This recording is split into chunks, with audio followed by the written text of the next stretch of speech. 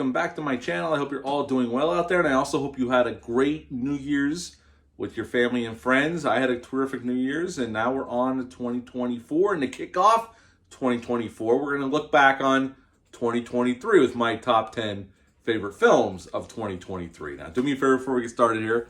Like, comment, and subscribe. Join me here. I greatly would appreciate that. I'm going to give my one most disappointing movie of the year. Now, I've seen some crappy movies, mostly on Netflix. Netflix, I don't know. You got to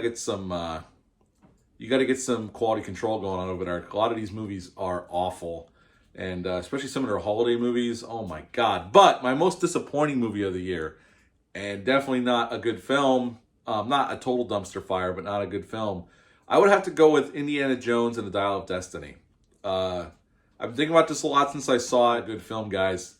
$300 million were spent on this movie, and it's not good. The story, the script is awful. They spent so long in this movie. I don't know how this can go so wrong. Then you got the Phoebe Waller-Bridge character who's just an asshole. This is Harrison Ford, Indiana Jones, got a better send-off, a way better send-off in Crystal Skull, and I don't love that movie. And honestly, as an Indiana Jones fan, they should have ended it after Last Crusade. That was the perfect send-off for Indiana Jones. But at the end of the day, my biggest disappointment of the year, Indiana Jones and the Dial of Destiny. This is not a good film. Now, on to my top 10. Let's get into number 10. I'm going to give it to The Equalizer 3. Yes, this is an odd one to put here. Now, I haven't seen Ferrari yet or The Holdovers. I'm hearing good things about those films, so I'm only going off the films I have seen so far. And The Equalizer 3, at least in my eyes, was good enough to add it here at number 10. I really enjoyed this third chapter in the Robert McCall series here. And Denzel is awesome as always. The action is well done. Antoine Fuqua directs the shit out of it. The locations look gorgeous. And I really like this film. So I'm unapologetically going to put this at number 10, The Equalizer 3. At number 9, a film most of you have probably forgotten about. Guy Ritchie had 2 films out this year, and I haven't seen The Covenant yet. So the other one I really did like. I'm going to put it at number 9. That's Operation Fortune. Now, this film had a great cast. It had Jason Statham, obviously, Josh Hartnett, who's having a resurgence, which I love because I like him as an actor, Aubrey Plaza, Carrie Elways.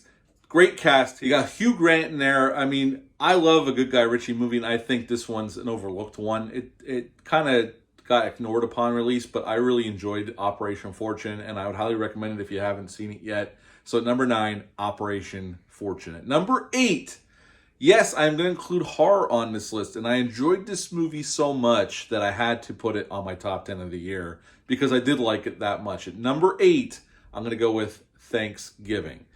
I really loved this movie. I got to see it twice in the theaters. I can't wait to own it on physical media.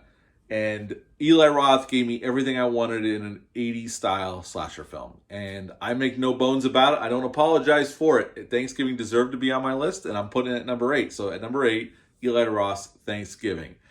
At number 7, we're going to go with Mission Impossible Dead Reckoning Part 1. What a fantastic action film this turned out to be. I got to see this in IMAX opening weekend, and I enjoyed the hell out of it. I've gotten to rewatch it at home on 4K.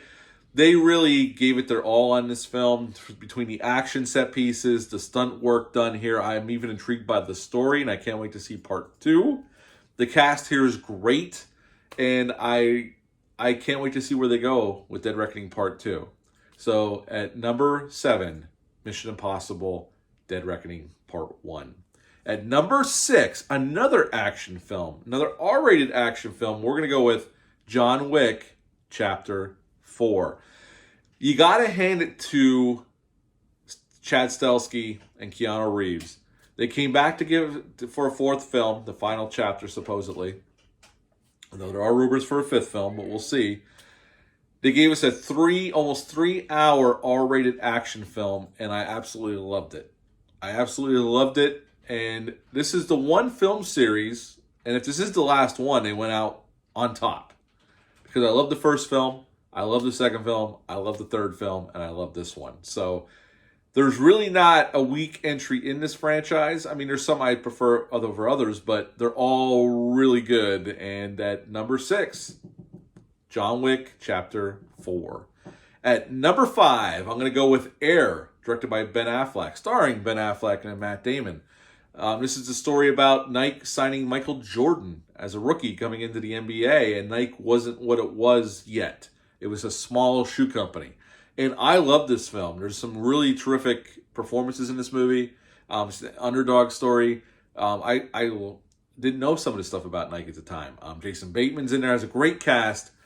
I really enjoyed this film, and if you haven't checked it out yet, it's on Prime Video, so check it out. Air at number 5. At number 4, David Fincher's new film that dropped on Netflix back in November, The Killer, starring Michael Fassbender. I really loved this film. I watched it twice in a week because I liked it so much. Based on a comic book I've never read, didn't know it was based on a comic book until I started reading some information about the film. Terrific movie, directed perfectly by David Fincher. Michael Fassbender gives a great performance. Just a terrific movie. If you get a chance, check it out. It's on Netflix. The Killer at number 4. At number 3, a movie I just saw last week, The Iron Claw, the story of the Von Erich family out of Texas.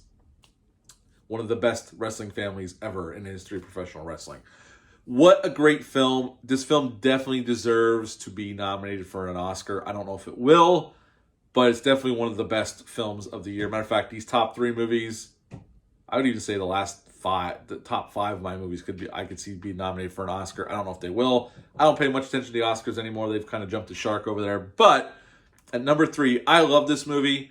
Perfectly acted. I thought the directing was on point. I love the 80s aesthetic, the music, the clothing. The wrestling scenes are fantastic. And then you got this heartbreaking drama of this family, the Von Erich curse. And it definitely goes dark in spots because that's their story of what happened to their family. And it's very tragic if you don't know anything about it. I would say if you don't know anything about it, go in blind and just see the movie and then research it afterwards. It'll be worth your time. I knew a little bit about it, enough about it that some of it did not surprise me when it happened, but I did get some surprises with the film as well, and I've done some research since I've seen it. But yeah, at number 3, The Iron Claw. It's a fantastic film. At number 2, and this almost made number 1, folks. Almost. Probably my most surprising film of the year. The one I wasn't expecting to love quite as much as I do, and it's fabulous. And with the budget they had, they put Disney, with their huge budgets this year, to absolute shame. Godzilla Minus One. What a fantastic Godzilla movie. My favorite Godzilla movie ever. I'm going to say that right now. Just a great film in general and a great monster movie on top of it. Godzilla looks amazing. They had less than $15 million according to the director, and they pulled off a miracle. This just goes to show you what a director and a studio can do with a vision and just nonstop just drive to get this movie in the can. And I love the post-World War II setting. I love the characters. This is a dubbed or a subtitled movie. It's not dubbed, so you got to read. But I love the post-World War II setting, had me hooked from the get-go. And then couple that with Godzilla, and he looks amazing. I'd even say this is probably the best I've ever seen Godzilla look, even with the American films that cost $200 million. The director of this should be able to do whatever movie he wants next, for considering what he was able to pull off on such a small budget and give us an epic scale Godzilla film on less than $15 million. Fantastic movie, great characters, great story, and Godzilla kicks ass. So at number 2, Godzilla Minus One. At number 1, which Godzilla almost beat this, but reflecting on the movies, I had to give it to Christopher Nolan's Oppenheimer. Yes, Christopher Nolan's 3-hour biopic about Robert J. Oppenheimer. I saw it twice in the movies. Once in regular theaters, once in IMAX. I own the 4K. What a great film. Acting across the board is pretty much. Cillian Murphy should get nominated for Best Actor. Robert Downey Jr. should get nominated for Best Supporting Actor. Emily Blunt should be nominated for Best Actress in the film this year. Great storytelling. Impeccable camera work. I love this movie, and I can't wait to watch it again in the comfort of my home. So yeah, at the end of the day, Oppenheimer at number 1. Recap quick. At number 10, Equalizer 3. At number 9, Operation Fortune. At number 8, we got Thanksgiving. At number 7, we got Mission Impossible Dead Reckoning Part 1. At number 6, we got John Wick Chapter 4. At number 5, we got Air. At number 4, we got The Killer. At number 3, we got The Iron Claw. At number 2, we got Godzilla Minus One. At number 1, we got Christopher Nolan's Oppenheimer. That's my top 10 list for the year of 2023. Leave a comment down below and let me know what you would list as your top movies of the year. You don't have to give me 10, give me 5, or give me 3, whatever you want. Let me know what your favorite films of last year were. I'm really curious to hear some other people's opinions of what their favorite films were. So leave that down below. Hit the thumbs up, hit the subscribe button, share this video. I really would appreciate that. I'll see you soon, but until next time, bye.